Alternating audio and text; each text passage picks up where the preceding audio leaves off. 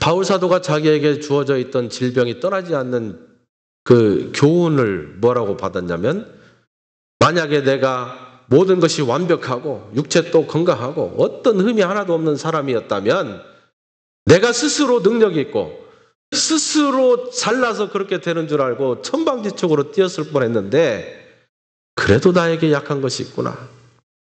내가 아무리 발버둥 쳐도 되지 않는 것이 있구나. 내가 하나님의 은혜가 아니고서는 살 수 없는 부분이 있겠지 라고 자기를 바라볼 수 있는 그런 기회가 되었다고 지금 믿게 되었습니다. 그러니까 바울에게 있어서는 자기의 약점이 어떤 것입니까? 자기를 교만하게 만들지 않는 중요한 키가 되고 있으니까 자기에게는 이제 장점이 된 거죠. 자랑거리가 된 것입니다. 네? 여러분, 기도할 때 우리는 기도를 가만히 들어보면 열이면 열 다 그렇게 기도합니다. 나에게 부정한 것이 있습니다. 그것을 주시옵소서.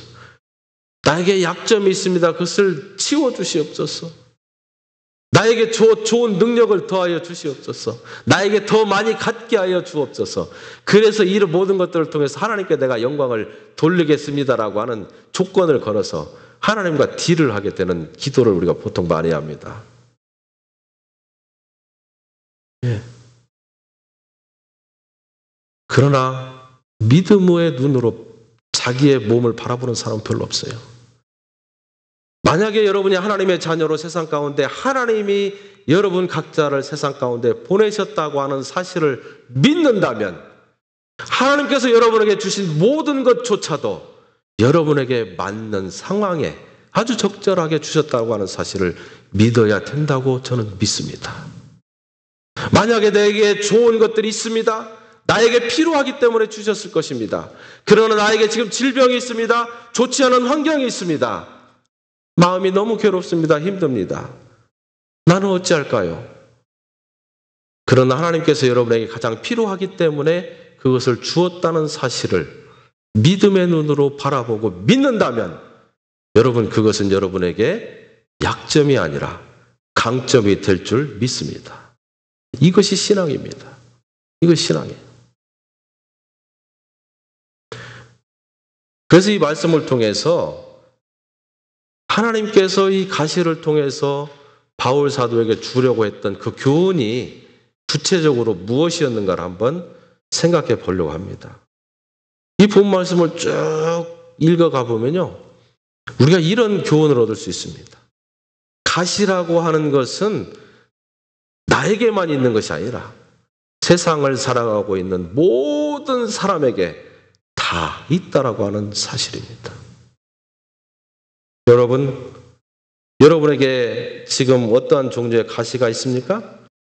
나에게만 있다고 생각하지 마시기 바랍니다. 다른 사람에게도 역시 나름대로 가시가 있다라고 하는 것을 기억할 필요성이 있습니다. 나에게만 있다고 생각하기 때문에 너무나도 괴로운 것입니다. 나에게만 있다고 생각하기 때문에 너무나도 힘든 것입니다. 나에게만 있는 십자가라고 생각하기 때문에 낙심되고 좌절되고 절망 가운데 빠지는 것입니다. 그래서 오죽하면 남의 떡이 커 보인다는 속담까지 나왔겠습니까? 여러분, 실험 한번 해보십시오. 여러분이 떡덩이가 많이 있습니다. 저는 뭐 떡을 싫어하니까 떡 갖고 하면 안 되겠죠.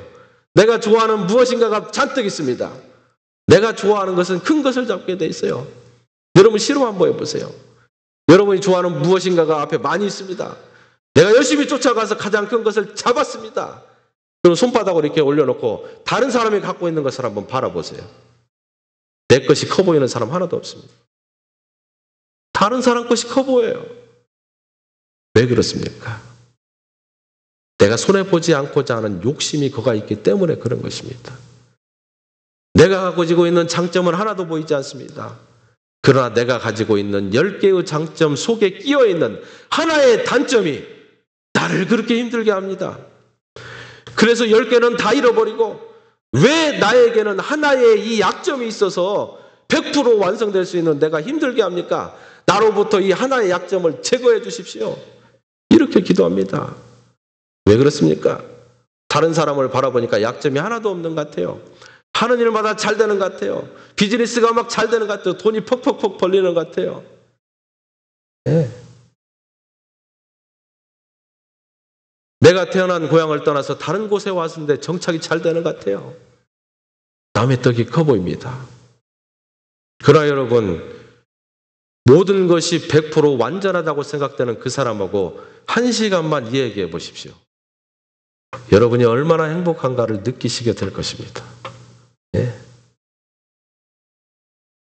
겉으로 보이는 그 행복 가운데 감춰져 있는 수많은 고통과 가시와 어려움들이 세상에 있는 100사람이면 100사람의 마음 가운데, 그의 가정 가운데, 그의 삶 가운데 고스란히 녹아져 있다는 사실을 여러분이 발견하게 될 것입니다.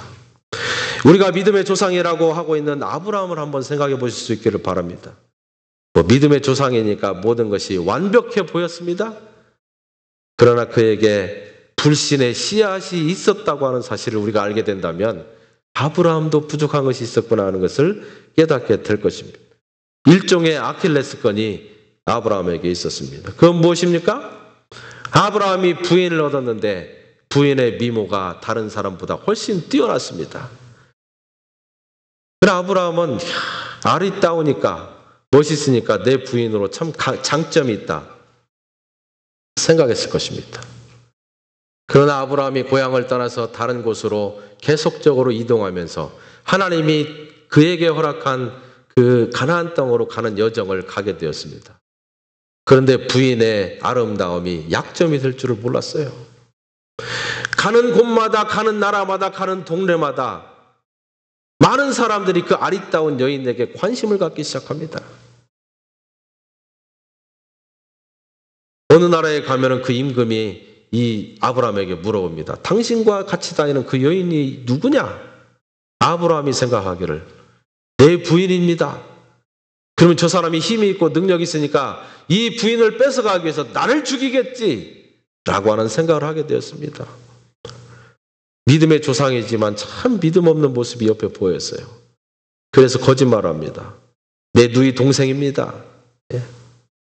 내 누이 동생입니다. 거짓말을 통해서 잠깐 자신의 목숨을 얻은 것 같습니다. 그런데 누이 동생이라고 하니까 그 사람이 그 동생, 그러면 그 동생을 나에게 주십시오 하고 데려가 버린 것입니다.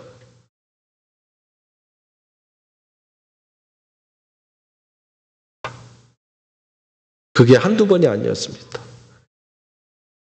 몇 차례에 걸쳐서 자기를 죽일까봐 겁이 나서 믿지 못하고 자기 부인을 누이라고 속였습니다. 그러니까 이 아브라함에게 두 가지 큰 실수가 있었던 것입니다. 첫째는 남편으로서 자기 아내를 지킬 수 있는 믿음이나 혹은 힘이 없었습니다. 두 번째는 살기 위해서 거짓말을 하는 것이 아브라함의 약점이 되었습니다. 예. 사실은 이것이 아브라함에게 있어서 큰 약점과 이 거짓들, 이런 것들이 그에게 가시였을 것이라고 생각을 합니다. 자신의 마음은 얼마나 힘들었겠습니까? 내가 지금 믿음의 조상이라 부름을 받고 보이지 않는 것들을 바라보는 믿음으로 달려나가고 있는데 이 아주 작은 것 때문에 자기의 믿음의 흠집을 내다니 자기 스스로도 자기를 경멸했을 것입니다. 그러나 순간적으로 드러나는 자기 약점 속에서는 무기력하게 무너져버리는 아브라함을 보게 됩니다. 솔로몬 왕은 어땠습니까? 이스라엘뿐만 아니라 전 세계에서 솔로몬을 따라갈 만한 지혜 있는 사람이 없었다고 성경이 말합니다. 하지만 그는 여인에게 약했습니다. 한 여인을 마음에 사모했습니다. 그러나 다른 남자의 부인이었어요. 그 여인의 남편을 결국 살해하게 되었습니다. 그 여인을 자기 아내로 삼았습니다. 그것이 자기의 약점이 되었어요. 한 남자를 살해했습니다.